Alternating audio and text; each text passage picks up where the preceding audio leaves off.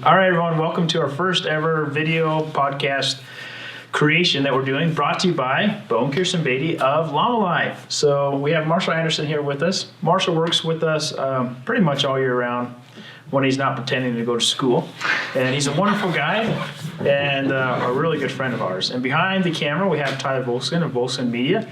He is a tremendous talent, and we're grateful to have him. So a couple weeks ago, we sent everybody out emails that is on our email list. If you're not on our email list, please do so. Go to our website. You can add us we can add you to the email list.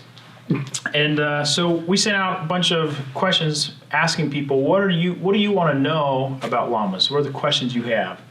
And so we got so many questions that we're actually going to break this up into 3 segments. And so the first segment is 20 questions that are kind of general about llamas. What do people really want to know? And so I have Kirstin, myself, and Marshall here today to help answer these 20 questions. Some are funny, some are helpful, and we're just going to go down a list of the most common and popular questions that came back from you guys. So the first question that we have here is, you guys have probably been asked this one a lot, is do llamas spit, and will they spit at you? Marshall, you've been in the field a lot recently. Would you agree that's the question you get asked the most? That's probably like the first question I get asked when someone comes up to me in a llama. Is it going to spit on me? How far should I stand back? Yeah, I would agree. I usually address it before they even ask it because I know that's going to be the first thing that they say. And I always say, not unless you spit first. Pretty much. Which is true in Boone's case. We have a llama named Boone, so that's the reference there. He's grumpy. He spits at everybody. If you guys are packed with Boone or no Boone, comment below. Yeah. So most of the time, llamas do not spit. It's kind of like teaching a dog to bite or not. The llama is not going to spit if you train it not to. Just like a good dog won't bite you if you've trained it not to. Yeah, I think I usually tell people when they ask me that question, do llamas spit? The answer is yes, llamas do spit. It's their defense mechanism, right? Yeah. Other people, we cry as a defense mechanism. We fight as our defense mechanism. And like horses kick and flee, they run away. And llamas spit. So that's kind of their first go-to defense mechanism when they feel threatened. So if your llamas are trained well and they don't feel threatened, almost never will you ever get spit on a llama. I would say the other thing is that you most likely will not get spit on, especially on one of our trips or by one of our llamas, unless you get in the crossfire. So if you get between 2 llamas, or if you're standing there and you're letting the other one like kiss, have you ever seen those cute pictures of the llamas like kissing? That means that they're about to pick who gets to spit on who.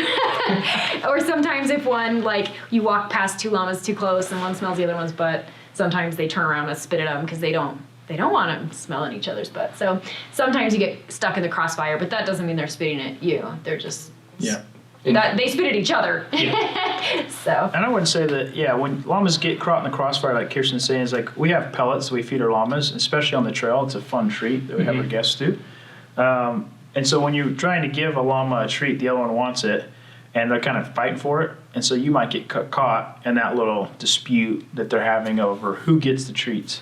And interesting enough, like when you're packing llamas, they'll be nose to butt, 5 or 6 of them, or however many you have in a string. And then when they're separate, you have 5 people leading 5 different llamas, and you're kind of strung out. And then when you get close together and they know they're not tied, then they're kind of like protecting their territory. Like, hey, we don't have to be together, so stop being close to me. Get out and of they spit at each other.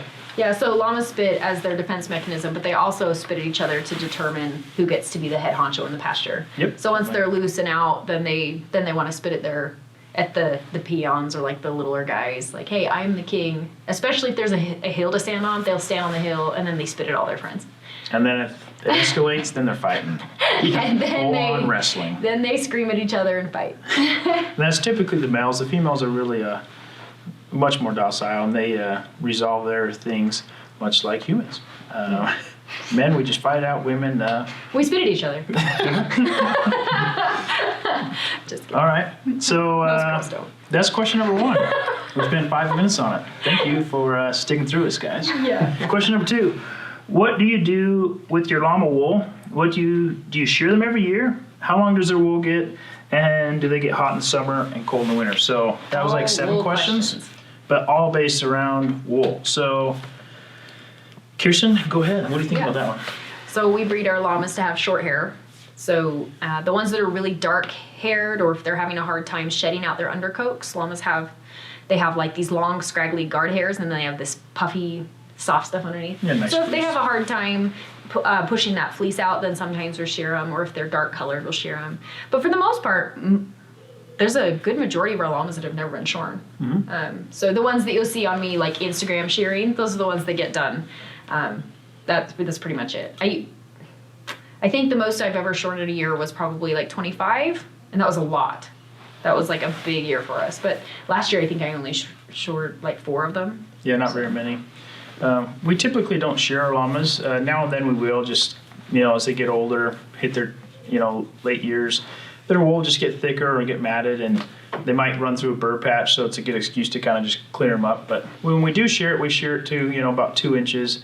And the longest the wool will get typically is about 6 inches. And the breed that we are working with, and it's at our ranch, are car llamas, and they have 2 coats. They have a guard hair, and they have undercoat, a fleece, which is, wool. And so we usually brush out the wool in the spring with a rake of sorts, or a slicker brush also is helpful, kind of when you got the bulk of it out.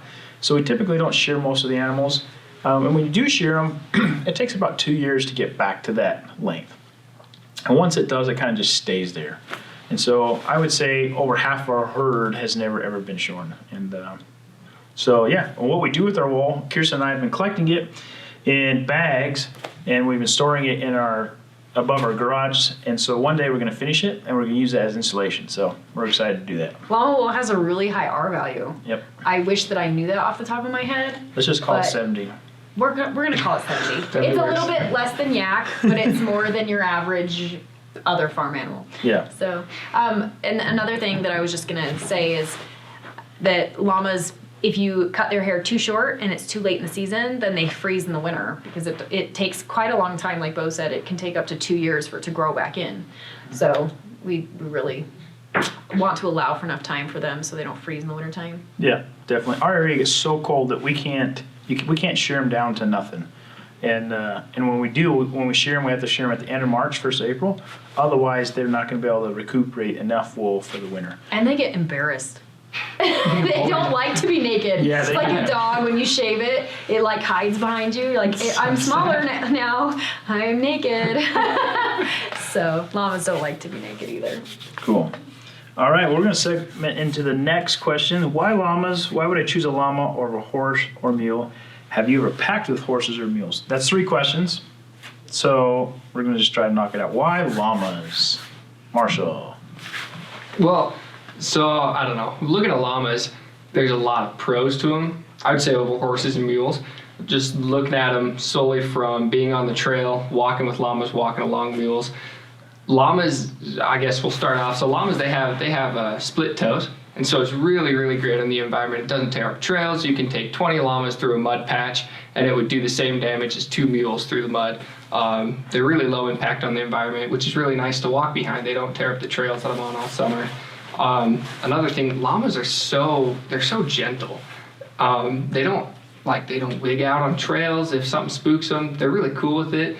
Yeah, you'll have your mishaps, but I mean, it's nothing like a horse flipping over. You can roll a llama back over. If I was stuck in the backcountry with a horse, I'd be out of luck. Roll Have you ever llamas been off with the- horses? Yeah, I've been with horses. So my uncle has horses, but Then your dad and uncle used to go packing with yeah, horses. my dad, my uncle, and my grandpa, they packed with horses all the time, back in the day. But I mean, I haven't. I would say there's kind of a different feeling for packing with llamas too. Like as far as the environment and like the energy. I don't know, Yeah. is that like, that's so hippie? No, it is. Well, like if you think about like a horse pack or like a mule skin or whatever, you think like they wear the canvas or the chaps and everything in the backcountry. And if I were doing that in the backcountry, I'd probably die because I have to walk. I mean, they just ride their stuff, and it's definitely there's like 2 types of people. I mean, like you have your horse guys and your llama guys, and horse guys are like, they're bad eggs, like they're bad mama llamas, I think. But I don't know. There's just, like you said, there's 2 But if they different have to get off energies. their horse and walk, They don't. you're like gonna it, beat yeah. them. Yeah. Yeah. Most of the time, yeah. There's some pretty hardcore backcountry guys out there. Some of the toughest people I've ever met or horsemen, cattlemen, horsemen. They've been doing it their whole mule lives. skinners, Grew up doing and it. they're outfitters, and a lot of them aren't, but they know their stuff. They don't mess around. And when you see a good string of mules coming down the trail in the mountains, it's an impressive thing. And it took hours and hours of work and thousands of dollars to pull that off. I grew up in the horse and mule world. I've ridden hundreds of horses and hundreds of mules, and I still to this day am very, very impressed by a gaited half draft or a really good mule. And they're amazing. My uncle has them, and he joke back and forth all the time. Mules, llamas, and they're really impressive. But why llamas? Llamas are, for those of you that have horses or mules, if you were to take a horse and someone that's never ridden a horse and has never owned livestock, it would take, I'm guessing, a couple weeks, maybe longer, for you to be able to be comfortable with that person riding your horse and mule before you would send them out on their own. With llamas, we rent our llamas out as part of our commercial business operations. That's how we bring in the bacon. And within 4 or 5 hours of training someone that's never owned livestock and never worked with llamas, we can take them from A to Z and then send them out in the backcountry. And we've been doing this for many years and had a great success with it. And so that right there lies the difference between the animals. Llamas are a lot smaller. Obviously, in the horses, they pack less as far as quantity, and typically the average of body weight's about the same of what they can pack. And they're just two very different animals. Growing up, my dad would always get mad at me because I'd want to walk, and I'd be walking a string of mules. He's like, "Why are you walking these mules? Just ride them." And so I naturally loved walking my whole life and hiking. And so when I got llamas and I was able to walk with my llamas, it was just a natural fit for me. And so they're so much easier to deal with. Not that there's not any work involved, because there's plenty of it, but it's just very, very different. I had a friend come out last week, Ben Gary came out, and lives on a ranch, works on a ranch, is around horses every day. And, just the way he was acting around the llamas the first 10 minutes, he was walking way around their hind ends, and he was really shy, and he led one. And then when he stopped after he was done walking, he went back to go like this to the llama to get it to stop on him, and the llama had already stopped. He's like, oh. And so I just saw him coming from this horse world, never being around a llama, to being around a llama, and they're just two different animals. And each in their own right, a well-bred and trained llama, well-bred and trained horse and mule are amazing animals, but they're just very different. And they fit two totally different demographics of people and styles of hiking, camping, hunting, fishing, whatever in the backcountry. So you said that you had ridden hundreds of horses and hundreds of mules, and I was counting. I think I've ridden 4 horses, and they scare me. They're scary to me. So for women, I think, why llamas? They're so much less intimidating. They're just sweet. They're fluffy. They're cuddly. Not that they like you to cuddle them, but they're like a cartoon character that you got to go hiking with. They're really fun. A cartoon character? Aren't they? Kinda. I guess so. They make cartoons about llamas all the time. Yeah, you got that Llama Red Pajama. Red Pajama on Netflix, and you have the Emperor's It's on New Netflix? Groove. Mm-hmm. Huh. You have all these different Check out llama Netflix, shows. So I just think that they're so much less intimidating as a woman because they weigh less, they're less bossy. You're much less likely to get killed with llamas than sitting on top of a horse. And you just have to have less knowledge. Like coming from me, I can't even tie a knot, as everyone pretty much knows. I can't tie a knot, and that would not work with a horse. You have to know how to tie a knot. Really, right? Like every time I see a horse person, they have a giant rope. And if their horse doesn't just stand there, like I would have to have a horse that just stood there. But llamas are easier. They're just less maintenance, less stress. Llamas are great for families, for kids. They're great to be around kids. What would you say about kids? Would you say that they're? Yeah, I think they're great with better? kids. We had a trip this summer, and it was a 6-day trip, and it ended up being like 27 miles total, I think. But one of the guests on the trip, she was a 7-year-old girl, and I gave her one of our sweet llamas, Marshall, yeah. Oh, named after you. Yeah, of course, because I'm a sweetheart. But I gave her Marshall, and she loved it. We had no problems between her and the llama.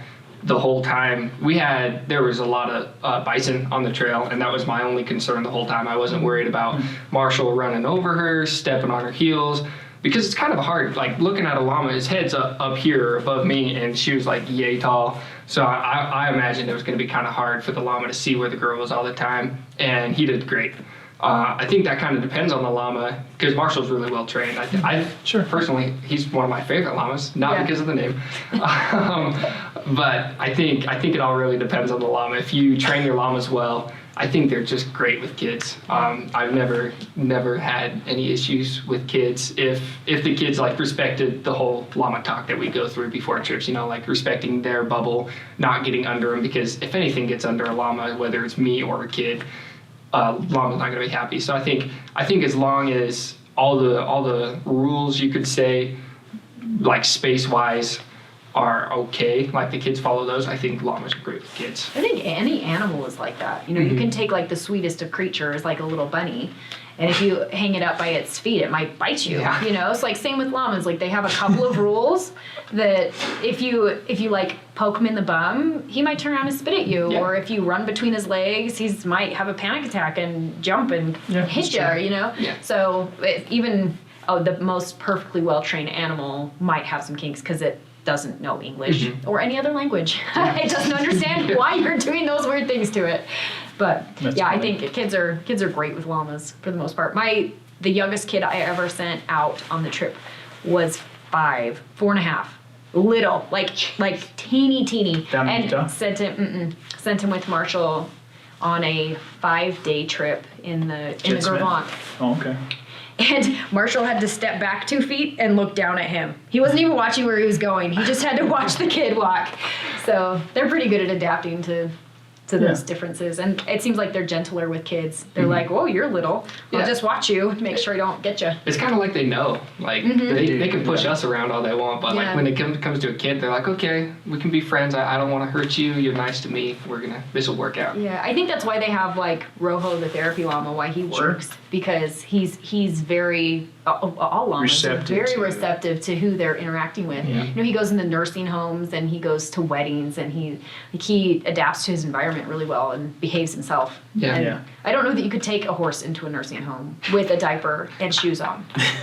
I think it would panic, right? I don't know. I mean, I guess we could you fi- can train animals to do amazing things. So We need probably, to but- Rojo the horse.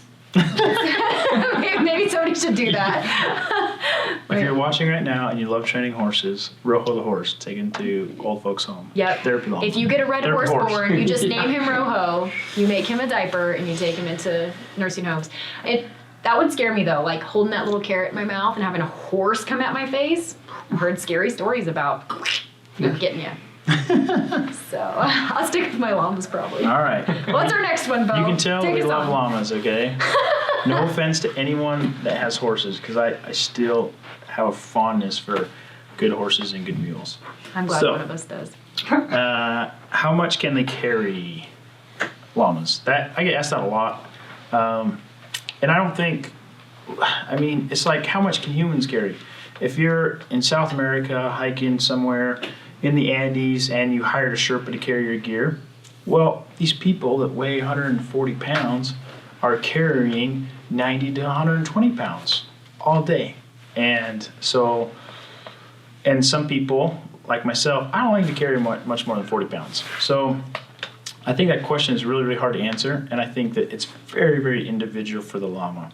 And so, and what your use is. Do you hike a lot with your llamas? Are you just going 2 to 3 miles? Is your llama very well conditioned? Is your llama in its prime of its life?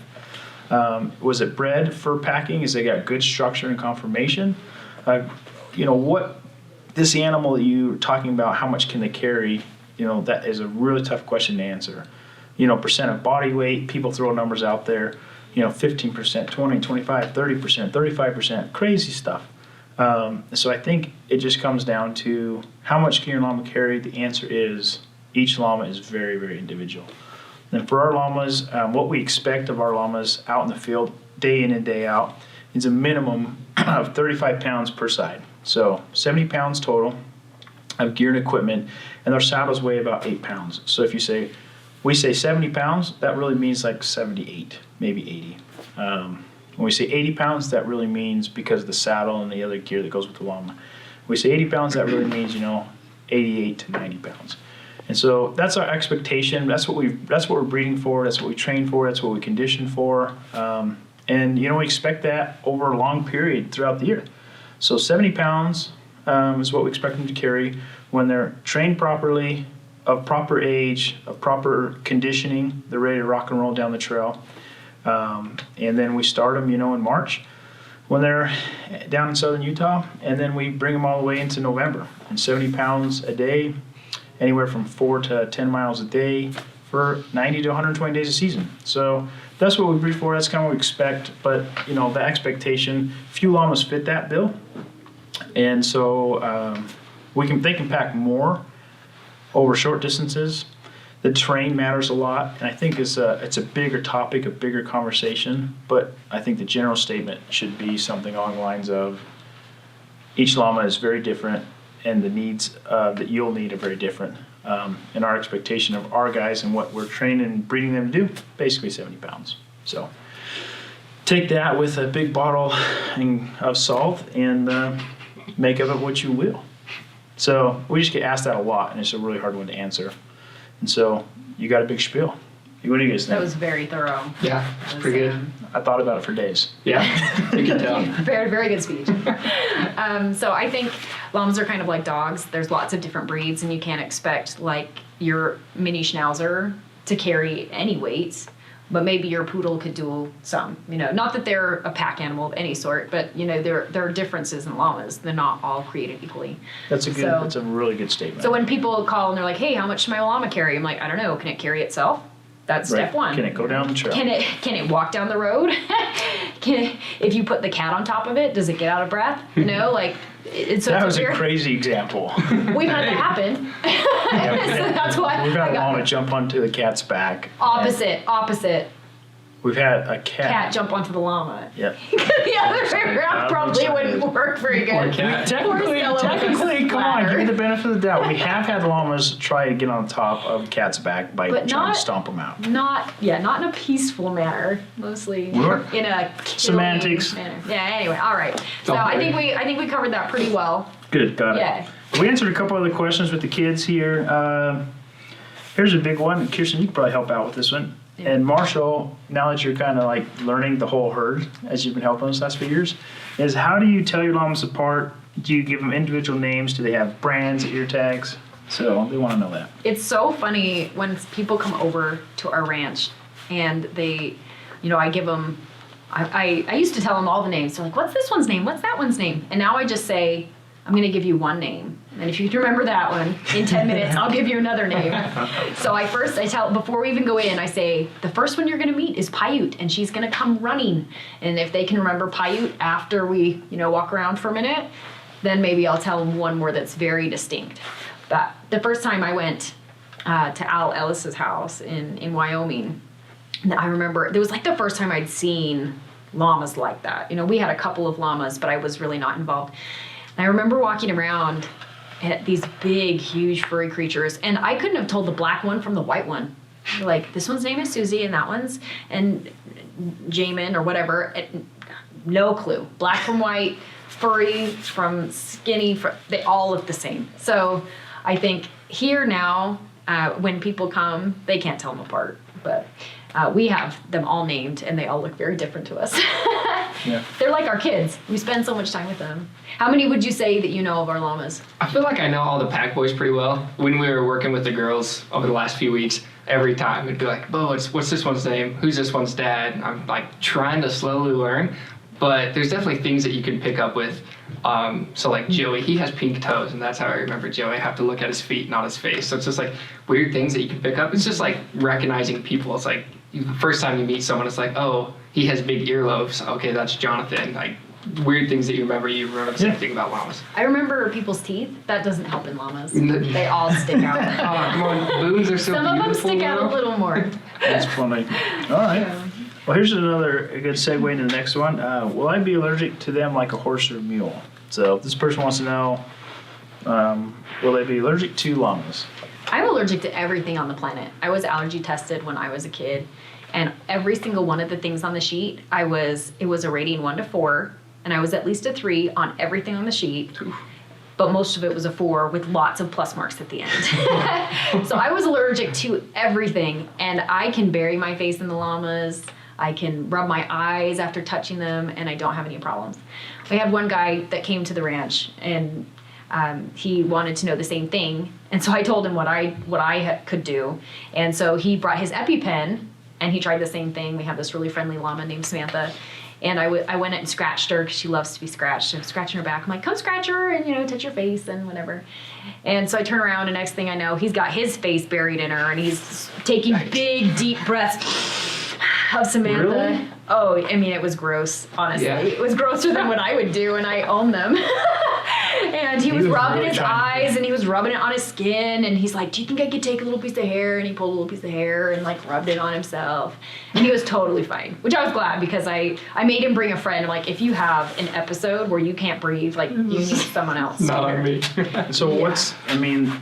give the audience a breakdown. Why does that happen? What's the main difference? Most animals have that have a wool have lanolin, that oil that's down at their skin. It's produced by their skin, and llamas don't have that. Okay. So they just have a different oil set up, and most people they're quite hypoallergenic, but they roll in all the things that are not. So That's true, huh? the only Hay, time that I grass, have and dirt. problems with them is when they've freshly rolled in the dirt, or they have a big hunk of something that I'm allergic to in their mouth, or they live. So I'm allergic to the outdoors, but totally cool with the llamas.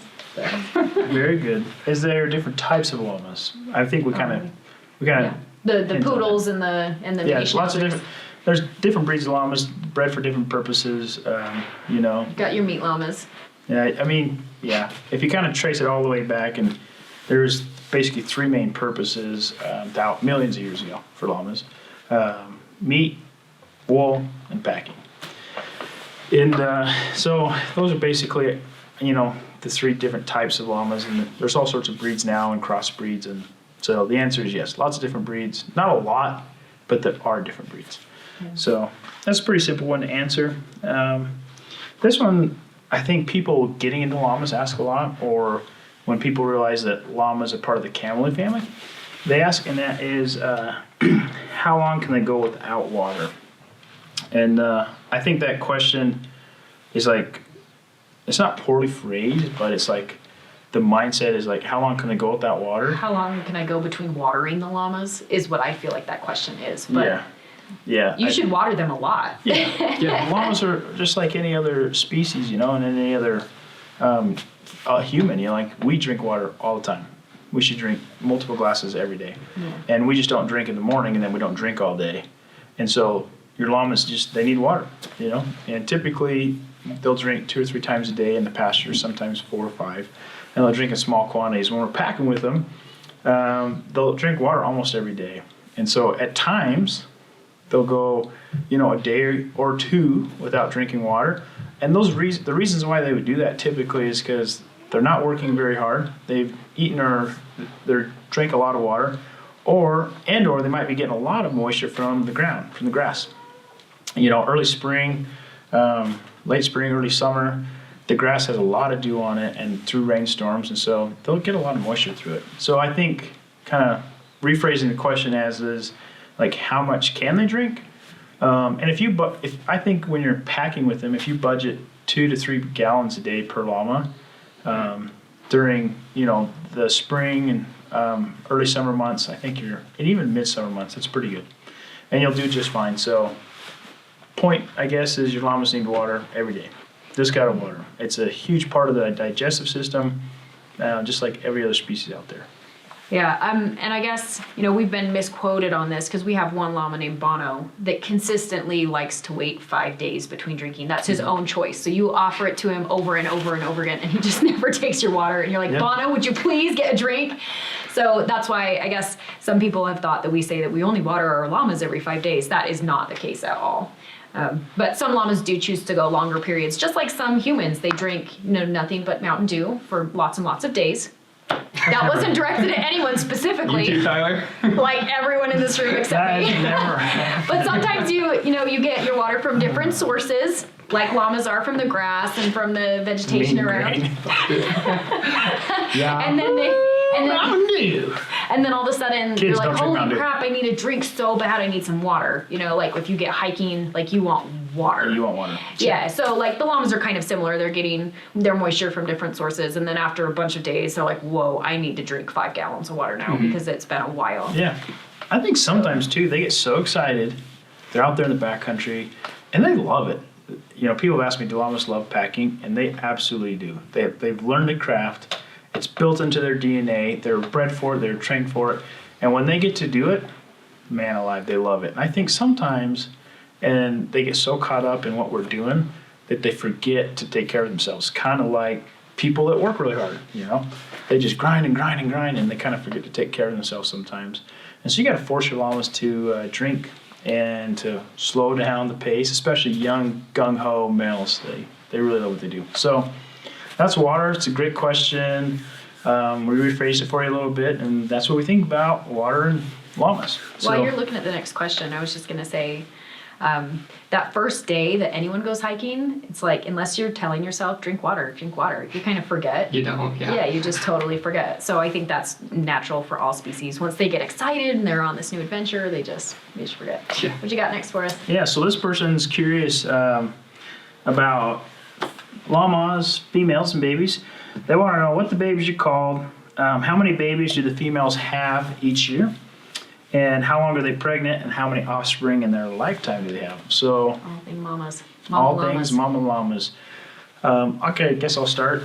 The babies, they're called crias, C-R-I-A-S. And basically we call them crias from the time they're born until they're usually a year old, and then we start calling them yearlings. And then we call them yearlings until they hit 2 years old, and then we call them 2-year-olds. And in between there's a weanling stage. Weanling stage, yep. Yeah. Yeah. We call them weanlings somewhere around 6 or 7 months, something like that. And the moms usually almost never have twins. And if they do, typically goes bad. I don't know of any cases that I can remember where twins have survived or one of the pair has survived. So it's really uncommon for females to have twins. Traditionally, I think llamas are pregnant for 11 and a half months. We kind of find the average to be 355 days. That's what our llamas do. And, every year we'll get a little bit closer. For a while, it was 353 days. I don't think it matters too much, but we set all of our projected dates from when the llamas were last bred, and then we look up 355 days later, and that's where we kind of mark on the calendar as their due date. A lot of breeders of all sorts of animals say that it matters, like the moon phase and the weather patterns and all these things go into when moms are going to go into labor. And last year specifically, there was just a lot of birthing complications across all species. Our vet said that. There's so much that plays into nature that we just don't even know about. The barometric pressure, Barometric and pressure, all yeah. this crazy stuff that we just have no chance of understanding. So we just do our best with what we're thrown. But they're usually pregnant for like 11 and a half months. Yep. The longest we ever saw was 13 and a half months, Jeez. like 2 months overdue. That was crazy. I kept thinking, she just must not be pregnant. And she just keeps getting bigger and bigger and bigger. Yeah, I'm like, oh, you just must be eating a lot because you're not pregnant. You're just getting fat. Yeah. And then we had one that was 6 weeks early last year. The Yeah, which is baby in the pretty bathtub much- video. Pretty much uncommon, yeah. We have Yeah. that on video, a little tadpole. So, you'll see your llamas. We kind of hit that 355-day mark as far as when the babies will be born. And then we kind of start watching really, really close, 2 weeks in advance, and hope that they don't go over too long. Llamas, females, some people breed them as 2-year-olds, some people 2.5-year-olds as the first time females being bred, sometimes 3-year-olds, sometimes 4-year-olds. And so, it's hard to say like how many llama babies, how many crias a female will have in her life. But from everything that I've researched and all the years of studying genetics, pedigrees, and different breeding operations, if a female has 10 babies over her lifetime, a domestic llama, that's a lot. It's kind of like a human. Like, It's whoa, really, really that's good. a lot. Yeah. That's a lot. That's a lot of babies, a lot of breedings, good health, good nutrition, good genetics, conscientious breeder, ranch owner, and a little bit of luck to get that far. So, And they're usually somewhere between 20 and 30 pounds is where we, The babies we're weigh? hoping for them hoping for to- 30. That's what we Hoping want. for that 30 mark. 25 is okay if it's a first time mom. Yeah, 25 is okay. Our smallest one ever was Tad. Tad was he 14? I think we had 12. Dixon was 12. No, he was 14. Dixon was 14? He dropped to 13 Oh. because he was so premature. 14. Pathetic. 14 is the lowest that we think that we've had as babies. And our biggest was 42. Jeez, That's I a was big almost as big as your baby. Whoa! I was 9 pounds. 9? Yeah, my brothers were 10. I thought you were going to tell me 12. I'm like, Yeah, whoa, I was a Marshall. 12-pound baby. That's pretty wild. Yeah, 30 Oh, pounds is man. good. That's a solid weight. When they hit 30, we're pumped. Yeah. 30, 36, 37, that's a big, big, big baby. So we really don't like them much past 35. Those 30, 40-pound babies, Too big. They're hard to get out. Way For too the mom, they're hard to get out. If the vet has to come and pull them out, if we try to pull them out, that's just a big kid. Big baby, small hole. Big baby, small hole. Yep. All right, so Sorry, kids. we're going to go back to We're not scared of graphic stuff. Huh? focus. I'm sorry. Hold it in. This is just like our business meeting. I am just like the center, like, let's go. And these guys are just having just- fun, want to talk about who knows what. In the background. We're Making faces at each other. We're pronking in the background. So, will llamas lay down on the trail? Marshall, what do you think? I think, yeah, I've had them lay down on the trail on me before, but it's kind of like if they want to, they will, like you kind of talked about earlier.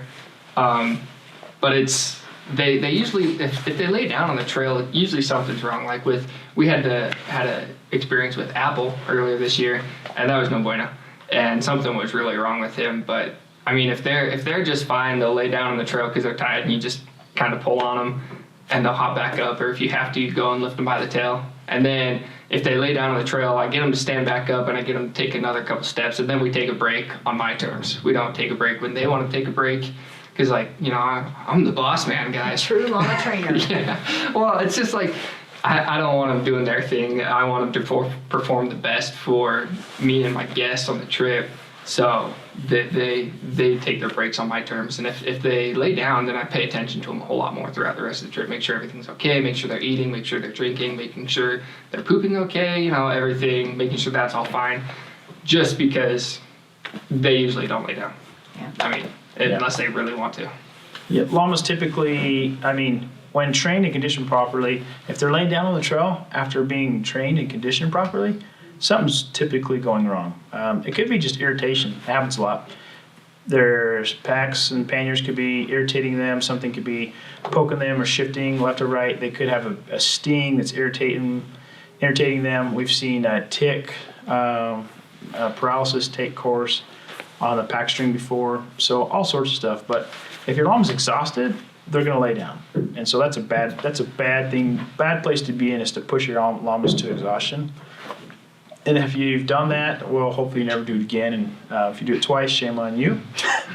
But just pay attention to your llamas, and typically they're not going to lay down on you, especially if they're conditioned and trained properly for the work that you're asking them to do.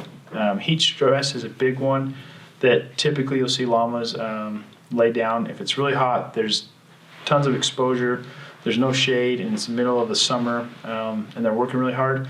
So be really mindful of that. But so they will lay on the trail, lay down on the trail, but it's situation variable. So depending on how and why and what you're doing is why they would lay down on the trail. This year we had one llama lay down on the trail, and it's because he had ticks all over him underneath his saddle blanket. So he must have rolled, put the saddle blanket on, and ended up getting it figured out later. But that was the only really major issue that we had this whole summer. So that's definitely uncommon, but we typically don't have them lay down too much. People asked us, can they swim? Can llamas swim? This is one of my favorite visuals in the planet. So llamas don't really drown, but we don't teach them how to swim either. And I'm pretty sure that every time that anyone's ever cited Nessie the Loch Ness Monster. It is a llama swimming through there because their little head just sticks out, you know, like exactly like Nessie. Yeah. I feel like I've just busted all of the sci-fi things in the entire world. So llamas can swim because they don't drown. Yep. Swimming for llamas, especially llamas that are not well conditioned, is extremely tiring for them. I was in California buying some llamas a couple years ago and went to Horse Ranch to keep my llamas there for a while, which was my mom's place. And they have a 20-foot deep swimming pool. It's circular, and I swam all the llamas that I just bought. And it was quite the experience. So they can swim. They don't really like to swim. They don't like the water, all this stuff. But typically crossings, when we're crossing water, big rivers and stuff like the Yellowstone and the Yellowstone National Park, when the water gets too swift for you to walk, it's really hard for them to walk. When the water starts lifting up their panniers because of the depth, they start to go off balance. And so typically if the water is not too swift and is depth-wise lower than the panniers, they're going to be able to cross the water just fine. Asking them to swim really is going to make them tired, so swimming your llamas across the river and then packing them is definitely not advisable if you don't have to do that. And it's like a racehorse versus what are those other ones? Draft horse, whatever. Sure. The other types of horses. So your parent or your mom, she swims all these different types of horses, and they work the race horses harder, but they have much less, like a shorter time span in which they'll be working. They work for a couple of years, where the roping horses and the other whatever they are, they'll last a lot longer because they don't work them as hard. So llamas are the same way. If you were to swim them all the time, it's a big workout, and you wouldn't expect them to be able to do that for as long as they could do other things, I guess. Yeah. So I think actually I've been thinking about swimming llamas as a conditioning, and I think because it makes them so tired so fast. So I don't know about the pros or the cons quite yet, but something that eventually with the spare time that I'll probably never have, I would like to try to investigate a little bit more. People always ask too, when typically they're asking, can llamas cross streams, can they swim? They almost always ask, which this guy wants to know how long or what do they eat and how long do they live? So the oldest llamas that we ever saw was 25, 26. Yep, that's the oldest we've seen, for sure. We expect them to keep packing until they're maybe 17, 18. And then they might go lighter if they love it and they want to go. They might, carry 20 pounds or 10 pounds after that until retirement. We've seen them pack full weight from other outfitters until the day they die. They get done packing, they go out to the pasture, and they die a happy death. Yeah. Doing what they love. Yeah. So. Yeah, typically, domestic llamas, well taken care of, will live until, early 20s. That's kind of what you're hoping for.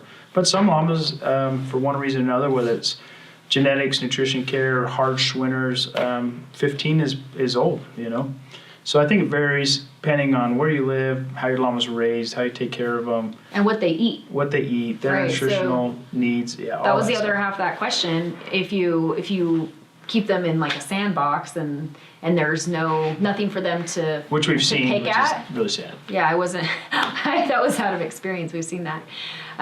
If they don't have like trees and bark to pick at and leaves and twigs and a variety of things. Vesicles and shrubs and. Yeah, just a bunch of stuff. Then they will have a shorter lifespan, especially if they weren't supplied any mineral or any extra grains or treats or anything. So. Yeah. Yeah, so llamas eat a lot of different stuff. They're browsers in the sense that they're much like deer versus elk, if you're familiar with the two. And so in the wild, when you watch them, they'll go and pick and choose what they eat, and they'll climb up and down, elevation-wise, up the mountainside, and they'll get what they want here, they'll get what they want there, and they'll be eating a huge variety of things. And I think that's the way they pick their nutritional diet, and they do a really, really good job of it. So domestically, we kind of have to try to match that to the best of our ability. And we'll go in the backcountry, and we're camping and hiking and hunting and fishing. They really go to it, and they know what their body needs. And so it's really fun to watch them pick and choose what they want. And I think that's part of the joy that they get from packing, actually, is being back there, eating whatever they want to eat and as much of it as they want. So in a way, I feel it's like their reward. So when we first take guests in, one of the very first things we talk about the spit question, and then I say you're walking them into a beautiful garden. It's like a salad to them out here. You have to really control them when we're working, not to eat the whole salad as we walk, you know. And some of them, if you just let them sit and eat, they'll just stay there and eat until they weigh 600 pounds. So That 600-pound llama is too big. so what would a typical llama weigh? A typical llama weighs, typical, I don't even know what that word even means. One of our llamas, what's the weight range of ours? Our weight range, we have some 320-pound llamas, but they're very, very few. And we have some 420-pound llamas, and those are somewhat few and far between. Our average, I would say, would be 370, probably. Yeah. We weigh them a lot, so we really kind of know where their weights are. We really like our males that are out packing and working to be somewhere between 350 and 400 pounds. It's a pretty ideal weight as far as structure, height, ability, and longevity of packing. That's what we're looking for, and those animals end up being 350 to 400 pounds. And we have a lot of exceptions, so to have a good pack llama doesn't mean that they need to weigh 350 pounds. We have some llamas that are 310, 315, 320 pounds, and they're great packers. And then we have some big Humpty Dumpty There's some giant 440-pound, 450-pound llamas. Some of our mamas are 500 pounds. What's the Yeah. most you've ever seen? 550? Yeah, we had one llama get super obese. She was 550, and we cut her back down to the 480s, and she's still obese, but They're that's where still she hangs graceful. out. It's Yeah. just crazy. You see this giant hunk of lard, and it just bounces like a little deer. It's so weird. But yeah, just like that. Just beep, beep, beep. This is how llamas bounce when they're excited. We call it pronking. Pong, pong, Should we share pong, with pong. them our secret Beatty shake? Later. Okay, later. Secret rocking handshake. Uh, We just taught it to Marshall. It's secret. What got you into llamas? How does it all work behind the scenes? So, Marshall, you can. How did we rope you into this, Marshall? Yeah, how'd you get into this? Through a friend. She introduced me to you guys, and then I thought I was going to work at the ranch one day, and then all of a sudden I was going on a hike, and been hiking ever since for you guys. We But kind of stole you, didn't we? yeah, Did you have a We're different job super before glad. this? yeah, I was working at the local movie theater. Yeah, this is so much cooler. Would you rather do that or what you're doing now? I don't know, man. No, I was just kidding. Free movies every day. Yeah. I love this job. No, it's weird because like before this, I knew llama packing was a thing, but I was like, llamas, what? And then now I'm in it. It's like llamas are the shiz. Like they're cool. The whole fully converted. Yeah, seriously. It's like I think when I first met you guys, you're like, oh, it's a poison. It'll spread. I'm like, no, I don't think I like llamas that much. Yeah. It's like llama this, llama Hooked. that. It's seriously hooked. It's a good lifestyle, huh? Yeah, it's fun. It's You even have llamas on your clothes now, Marshall. I do. Yeah, I didn't. Your sweaters sometimes Yeah. have them. Your Your Marshall hat. Llama. The one Yesterday. Yeah, You and need one of llama our- socks? You need I don't some have llama socks. We gotta get him some llama socks. So we are encouraging Marshall to get his degree, his bachelor's in whatever, hopefully business management and marketing, so that he can come on board as the operations grow and help us out. And Kirstin and I got into llamas. I actually had llamas before I met my wife. And when I met my wife, I was on this mission, this conquest to be a solo backcountry hunter with my llamas. That's what I wanted to do, and that's why I got llamas. I got llamas because I loved hunting the backcountry. I had no problems going with myself. It was kind of my preference.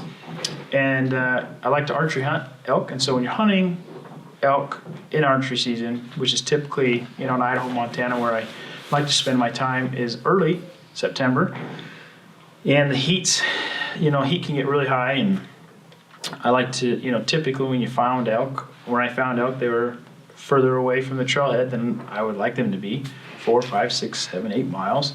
And then doing that trek once you harvested an elk on your back was just grueling. And so I started looking for pack stock, and one reason is because I couldn't afford to keep a horse, and to transport a horse would mean that I have to get a trailer. So I started looking at stock that I could put in the back of a pickup bed, and goats, gave that a whirl, burros, gave that a whirl, and then ended up trying llamas, and I bought 2 of them from a guy in Wyoming. One of them was awesome, the other one was not so awesome as far as his ability, still had a great personality though. And from there I was hooked. I was like, man, this is great. So me and this one old llama, we went all over the place. He started getting old, realized I needed to get another one. Then I had 4 or 5, and about that time I had met my wife, and from there, once I got her to buy into it, then we went a little crazy.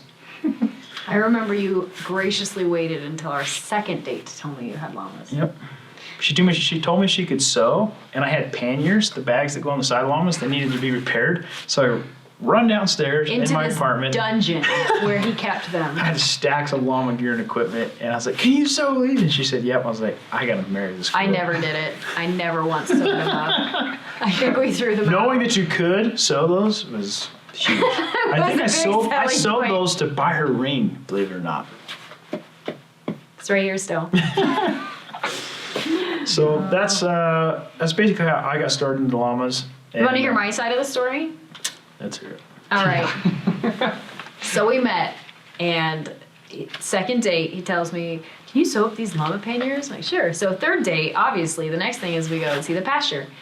And he's got these wild stallions all over out there, and this one, a white one with black around her eyes, and he said, "This one I'm going to name Miss K." And then that started our love affair with Duck Dynasty. And I was not converted to llamas for quite a while, I think. We first got married, and they were like looking in the windows of our house because we fenced it right to the edge of our little house that we had. So we were like tiny house. immersed in llamas I loved it. from the beginning. And he decided for our very first hike, so it took you a long time to convince me to go on a hike. It was when you proposed to me. And then our next... Is this the first time you went hiking with the llamas is when I proposed? Yes. It was the first time. You took a lot of pictures because you're like, this might never happen again. I proposed with my llamas. My first llama was even there. He carried the ring. Yeah, he did. Rio Tinto. Rio Tinto. And He started this madness. Oh, Rio. and he wasn't even a pack llama. He was a wool llama. Yeah, but he loved doing the work, man. Good old boy. Miss you, Rio. I'm gonna cry. I miss that old guy. Oh man, it got dramatic in here. So after we went on this hike, which was 1 mile of flat walking as if we were in the mall, there were trees there and some water, so that was good. Then the next adventure he took me on was a hunting adventure, and the whole time, I'll be honest, I prayed that we would not find anything. And he thought, oh, this is a young spry girl. She could probably go straight up this hill that she's never ever stepped out of her house and walked anywhere up a hill. So we walk straight up the side of a hill. We get halfway, and I am panting and I'm sweating and I'm almost crying. And he very patiently sat there. Are you ready yet? Are you ready yet? Because there's elk to be chased. Are you ready yet? And after that, I decided I don't think I want to go. And that was without llamas. We went without llamas. So the next trip, it was very long in between these trips. The next trip, he said, look, you can put all your stuff on the llamas this time, and we won't walk straight up the side of a hill. And I said, you got it. We'll try that this time. So that was the third time. That's when I decided llamas must be okay, because they carried my stuff, and all I carried was my camera, and we went on a really pretty hike the next time. So that was my story. And then honestly, we had this adorable little llama baby, and like, oh, it's so cute. Yeah, and it Kirsten was trained like, her. it was like major cartoon character. The longest legs, itty bitty body, so fluffy, and it just boinked around everywhere. Boink, boink, boink, boink. Happy little baby. And it was right outside my window, so I couldn't miss it. Pilot. It was just boinking around out there all over. I don't think that word means what I'm Boinking? using it as. Again, we're sorry, kids. Bleep that one for the parents, kids. Mute it. Pronking is the correct word Yeah. there. Pronking when they jumped on all the legs like a deer. Anyway. And that's how we got into llamas, basically. And yeah, we turned it into a business, basically a necessity. We needed a way to feed our llamas and pay for the feed. So we started renting them out to one of our friends, and then he told his friends, and pretty soon we're renting out our llamas. And then we needed more, and everyone was selling their breeding stock, so we'd sold a business in North Dakota and started buying breeding stock, and because we knew that the time to buy them was here and now, and it was going away and fading away fast. And so the last 8 years, we went around all of North America and tried to collect the best of the genetics so that when people down the road want to get into llamas, that they can, that they're accessible. So that's been one of our goals, is to preserve and protect the best of the working llamas in North America. And we're on a mission to do that. Hashtag Llama working hard. hashtag llama hoarding. But one day, hopefully in the next few years, that we have built up our herd enough that we can start placing llamas around the country for people to start their own little microbreeding programs. So, yeah, all this comes down to why we got this big is to help us pack with llamas. It's become a passion and a way that we have found peace through trials and tribulations. I found Rio Tinto and Cinco, my first two llamas, at a really difficult time in my life. And they helped me find some peace and serenity.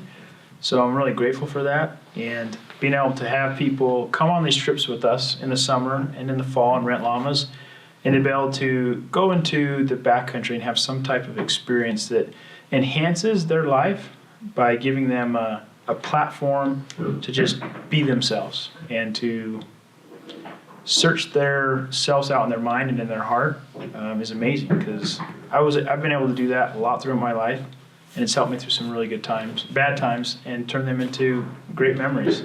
So llamas are really special to us. They mean everything to our family. They've united us. They've given us some of our greatest trials, but they've also given us immense amount of strength, and we aspire to help other people through our adventures, being outside in the wild and letting the wild change you as a person. And we're slowly doing that. And so hopefully in the next 30 years, we've helped other people get into llamas and spend more time on public land in the backcountry, enjoying the great creations God put here for us. So that's kind of who we are and how we got here. It's kind of our vision and dream going forward, is to bless and enrich the lives of others through our business and our pack llamas, and to be able to employ wonderful people like Tyler and Marshall here, and raise our family around this community of people that care about public lands, animal and land stewardship, and to be the best parents we can to our little boy Wade, and hopefully a couple more in the next years to come. So that's us, guys. All woolly ones. Yeah. That's all we've got for him today, huh? That's pretty much all we got for you guys. So thanks for tuning in. We really appreciate you watching. If you have any comments or any other topic suggestions for us, let us know. Leave us a comment. Tell us what you liked, what you didn't like today. We would be happy to come at you with more on what we talked about today if you've got additional comments or questions. Yeah, this is our first ever time doing this, and we're glad to answer some of the questions, share a little about who we are. Please comment, give us some more ideas, let us know if you liked it, and we'll keep trying this stuff, guys. It's new to us, but we love it, and we really love sharing our passion and our lives with you guys. So thanks for joining us with the journey. Marshall, you kicked butt this year. Thanks, man. Thank you very much. 2019 is going to be awesome. Tyler, I'm grateful for you and your wife, and excited to work with you guys this year. It's going to be great. So thank you. And we're signing off, everyone. Bronco, ready? 1, 2, 3. Yes, we practiced it.